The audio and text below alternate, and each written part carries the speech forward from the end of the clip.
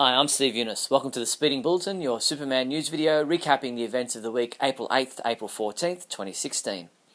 Our top news stories this week included Justice League starts production in the UK this week, Supergirl's season finale will air this coming Monday, and we have Rebirth details including Lois Lane as Superwoman. Let's check out these stories and more in this week's Speeding Bulletin.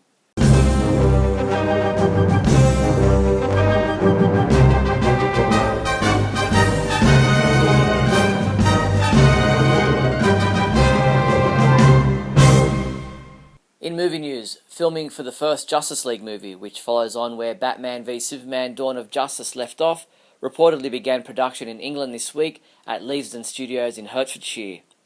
According to HeraldScotland.com, producer Deborah Snyder said, "We start Justice League April 11th, and that is at Leavesden, mostly on stage and some locations around there as well as Iceland, and I think a beat in Scotland at the end of the schedule." Henry Cavill is back training for his role as Superman for Justice League, posting this photo of himself with a message on Instagram and Facebook. His message read, "First week of training done, 7 days, 9 workouts and a whole lot of food." Justice League Part 1 is scheduled for release on November 17th, 2017. While Zack Snyder worked with cinematographer Larry Fong on Batman v Superman, the director will be working with a new cinematographer for the first Justice League movie. Fabian Wagner, best known for his work on the popular HBO series Game of Thrones and Da Vinci's Demons, has signed on as the cinematographer for Justice League Part 1. The global box office takings for Batman v Superman Dawn of Justice currently sit at over $800 million, with the movie having reached $301 million in the US alone. In its third week in release, the film has now toppled the lifetime earnings of Deadpool, The Amazing Spider-Man and Guardians of the Galaxy, and is now one of the top 10 all-time highest global grossing superhero films. Appearing at CinemaCon in Las Vegas this week, Amy Adams spoke to MTV about some of the negative reactions towards Batman v Superman and how she doesn't let it get to her too much. I mean, you want people to like you, but what is that, I sort of followed Taylor Swift at that point, I was going to shake it off, right? We all could learn a little thing from Taylor. We could all learn from Taylor Swift, but really, it's kind of what you have to do. You can't. One of the potential plot holes fans had a problem with during Batman v Superman is the fact that Superman seemed unable to find Martha with his super hearing when she was kidnapped by Lex Luthor. Director Zack Snyder weighed in on the question in an interview with IGN. Take a listen. Way from, to me, from Metropolis to Smallville is probably just on the edge of his range of hearing to me. We had a scene that we cut from the movie where he tries to look for her, and he finds out that Lex has got her, and it was a slightly dark scene that we cut out because but it sort of represented the sort of dark side because when he was looking for his mom, he heard all the cries of all the potential crimes going on in a city. When you look, I kind of like the idea that he's taught himself not to look, because if he looks, it's never ending, right? You have to know when, as Superman, when to intervene and when not to, or not when not to, but just that you can't be everywhere at once. Warner Brothers has released a new behind-the-scenes video examining the meticulous work that went into the visual effects in Batman v Superman, while artofvfx.com also posted an interview with Guilherme Racheron from Moving Pictures Company, in which he talks about the company's visual effects work on the movie. He said Batman in his mech suit and Superman were complex digital characters to create because they both had to hold up perfectly at IMAX resolution during their title fight sequence. ArtofVFX.com published a great interview with visual effects supervisor Brian Hirota from Scanline VFX, who worked on many sequences in Batman v Superman. He said the Colorado vignette was photographed in the backlot of the studio in Michigan with rooftop sets on asphalt. In post, we used our Flowline software to simulate the river and debris going around the houses. We extended the environment with added extra houses, trees and distant mountain ranges. We ended up replacing the sky to give it a bit more visual interest, and as we turn around, we added in Superman. David Brenner, who has worked on films such as Independence Day and 300 Rise of an Empire, sat down for an interview with ProvideCoalition.com to discuss his work editing Batman v Superman, having so much material to work with and having to cut down the movie from a 4-hour cut.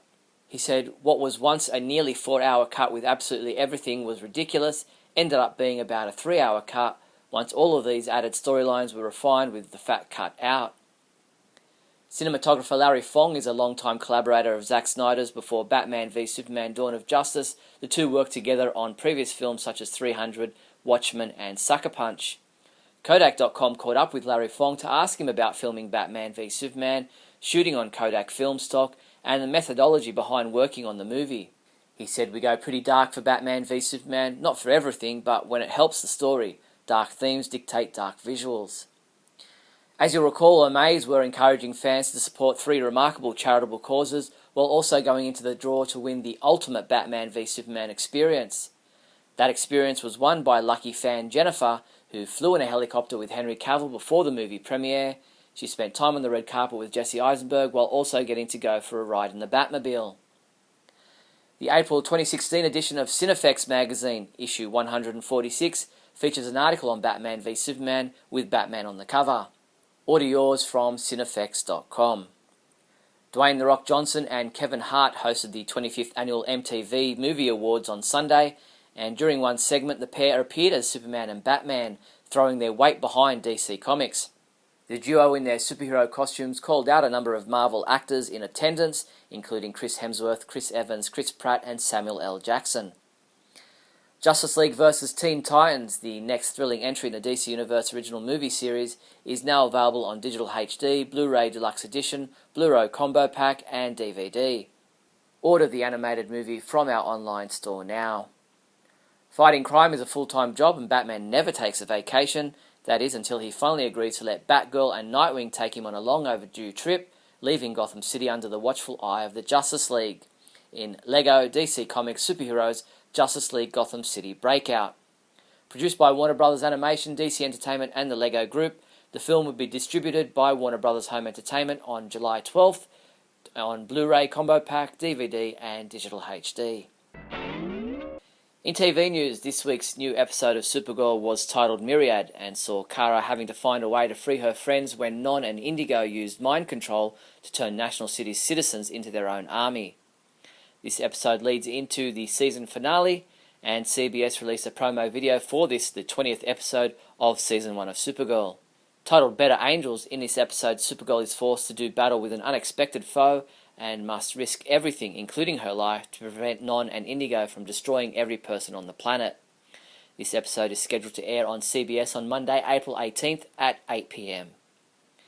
In a spoiler room Q&A on EW.com, executive producer Andrew Kreisberg talked about the possibility of the Flash coming across his Earth's Kara Zor-El.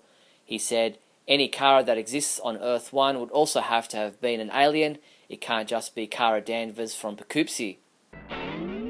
In comic book news, Superman homepage reporter T.A. Hewitt sat down for a chat with DC Comics writer Dan Jurgens to talk to him about Superman, Lois and Clark, the upcoming Rebirth event, and what fans can expect from the pre-Flashpoint Superman we'll be reading about in Action Comics.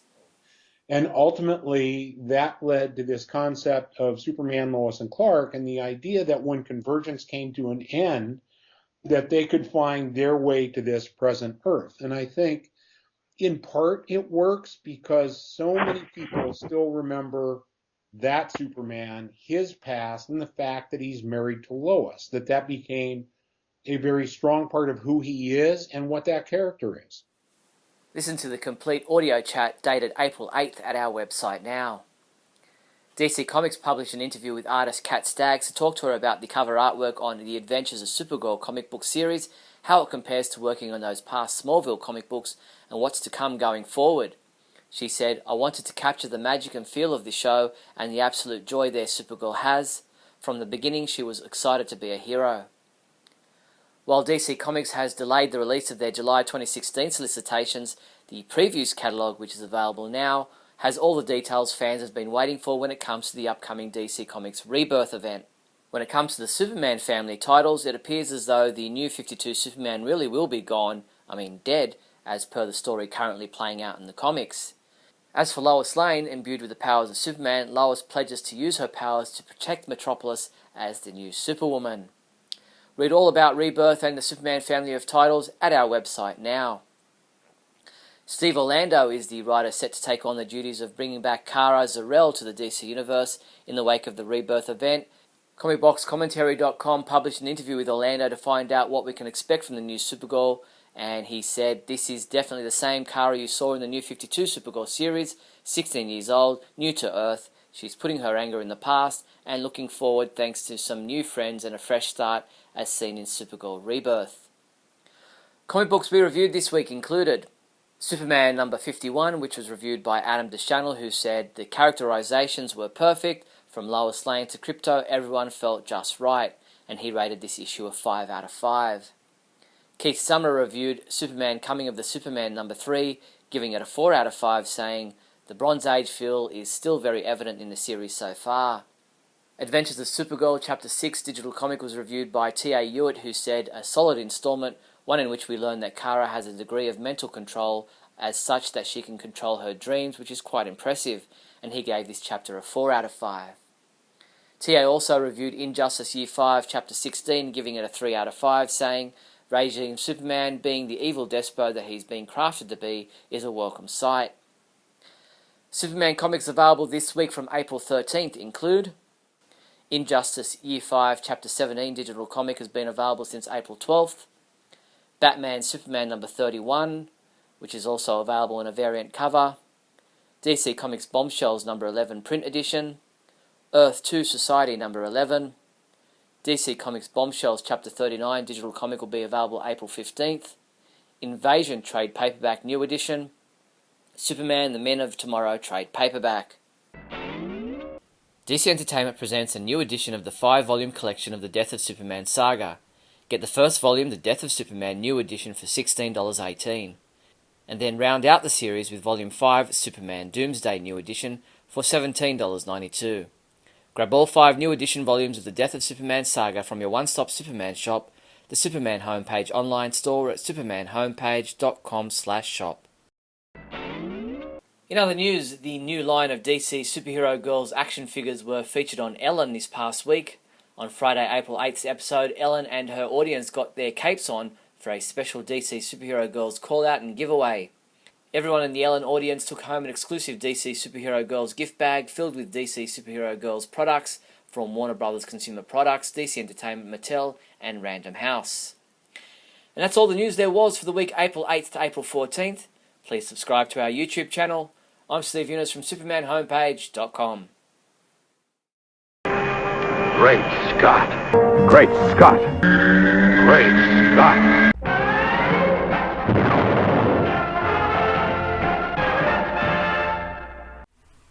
Hello everyone and welcome to another episode of Great Scott, the only show where we pretend to turn up knobs on a podcast so we can look like we know how to do radio and what we're talking about. I'm Scotty V. Thanks for watching. So even though I don't have my own comic book store, and I don't have my own television show on AMC where we talk about how we got weird items in our shop and then we pretend to be Fat Man on Batman or whatever the hell we are, I like Kevin Smith. I've never really been a fan of any of his movies. I love his story about when he went to John Peters with his pitch for a Superman movie. And John Peters didn't want Superman to fly, didn't know what Kal-El meant, didn't know he was from Krypton. There's all kinds of funny things in there. And then later he makes Wild Wild West, which has the giant spiders and the gay robots that he wanted Kevin Smith to put in his Superman movie. And I watch Comic Book Men. Kevin Smith's not really on. He's on it very small. It's really about the comic book store and what goes on there. And who knows if any of that's actually real. When they bring in people to the shop and they have crazy items from the 60s or the 70s and they want to sell them to Walt Flanagan and then he wants to buy them because he loves them, or sometimes he sends people away because he just doesn't see a place for it in the shop. A lot of the stuff they buy, I don't think they're ever selling anyway because it's stuff Walt really wants for himself. But anyway, I digress. Kevin Smith is kind of a vocal guy. He says what he feels, I guess, which I try to do on this show.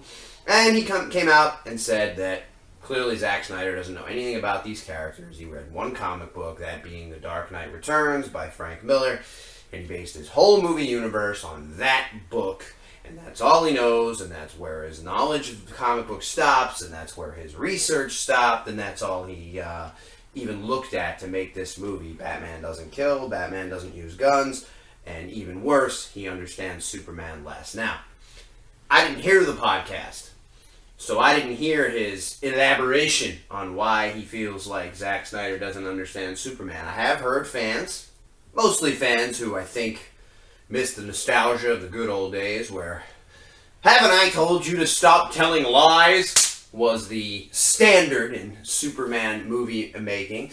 But they don't do that now. There's no red trunks.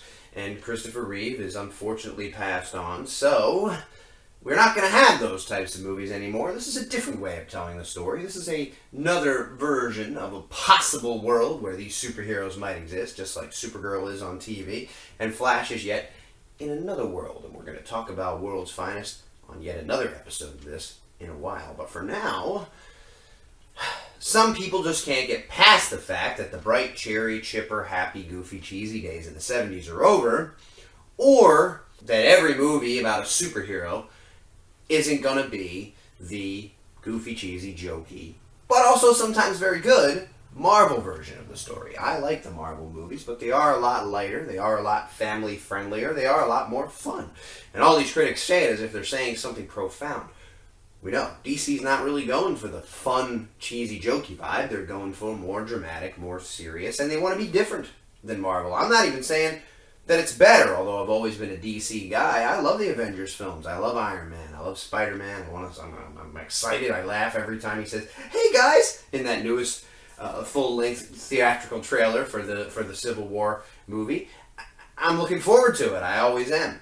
But a lot of people go into the theater and they want it to feel like a Marvel movie or whatever. I don't know that Kevin Smith is one of these people because he's a big Batman fan, and I've heard him talk about Superman as well. The weird thing is, when he did the fan event online a week or two after Man of Steel released a few years ago, he was there with some of the cast members. He was there with Zack Snyder. He was all kiss-assy, and he was all, "Oh my god, I love this movie, it's so great, it's like the best thing, you clearly understand these characters, you know who they are, you like them, you're a big Superman fan." And then Zack says, "Oh, of course, I love Superman, I've always loved Superman." It kind of sounds like Harvey Firestein. He's a very scratchy, but I don't know if he smokes or what. But so it was kiss-assy, and it was thank you for all the compliments, and there was some stuff about the movie, but mostly it was just Kevin Smith being all kinds of excited and talking about how he loved Man of Steel. It was great. So now, before the release of Dawn of Justice, they did this little special on the CW where they talked about Dawn of the Justice League, and they talked about the Dawn of Justice, and they showed a trailer for Suicide Squad, and Kevin Smith's daughter is named Harley Quinn. So he's clearly a big fan, and he's looking forward to Suicide Squad, and he was all excited about this movie, and he was excited about Wonder Woman, and he was excited about the Trinity appearing in the movie for the first time together on screen. And now the movie comes out, and he says it's garbage. Now, I didn't hear him say it was garbage, but all the clickbait online was, Kevin Smith says Batman v Superman doesn't understand the characters. And you go into it, and it just says on his podcast, he said that Zack Snyder clearly only read one book and doesn't understand these characters. Now, I will agree with him that the Frank Miller novels are set outside what would be expected as the normal Batman-Superman universe, where they are partners, they are friends, they do work together, they are on the Justice League together, and sometimes they may disagree. Frank Miller had a politically charged story he wanted to tell, and he kind of used Superman in a bad way, and used Batman in a really cool, brutal way. But the truth is, Batman doesn't use guns. Batman doesn't kill. But in those books, he kind of did. And what I'm getting from this movie is, this is a darker version of Batman, a version of Batman who feels like he's failed because he allowed criminals to live so that they can come back over and over again and then kill people and destroy things and make things much worse. So, in his addled state, in his angered state, he has decided, I think, that he needs to go off the deep end a little bit and finish these people off so they can't keep hurting other people later. We're going to see that story play out. I didn't get to hear what he meant when he said Superman was even worsely understood, if that's a word, by Zack. And I think what it is He's kind of down at points in the film. He looks to Lois and to Martha for answers on how he should proceed. And the thing is, Kevin Smith, it sounds like you haven't read it. And unfortunately, fans, some of you, it sounds like you haven't read it. Superman is the bright, cheery, happy, light beacon of hope oftentimes in the DC universe. He's the leader by inspiration. But in his quiet moments, in his times where he is feeling down, and he has human emotions. This whole movie was about showing how Superman was just as human, or perhaps more so, than Batman is, or than Batman has become at this point.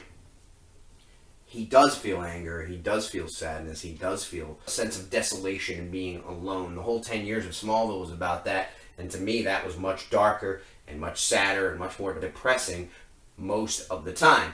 In this movie, Superman feels badly because everyone's kind of attacking him, and he doesn't really know how to go about it, and he looks to his friends and his loved ones to help him through it. I don't know what else Kevin Smith might have been talking about. There's probably more, and I didn't listen to his podcast, so it may be unfair, but the statement Zack Snyder doesn't understand these characters, and he clearly only read one book, in my opinion. Well, I know that it's untrue. What about the Peace on Earth scene? What about the Doomsday Battle? Even though it wasn't exactly from that story particularly. What about Injustice, Gods Among Us? Where clearly the Flash's message and his armor in his little Back to the Future situation where he was talking to Bruce, and the whole putting your fist through a man and saying that she was my world and you took her from me. Superman does it to the Joker.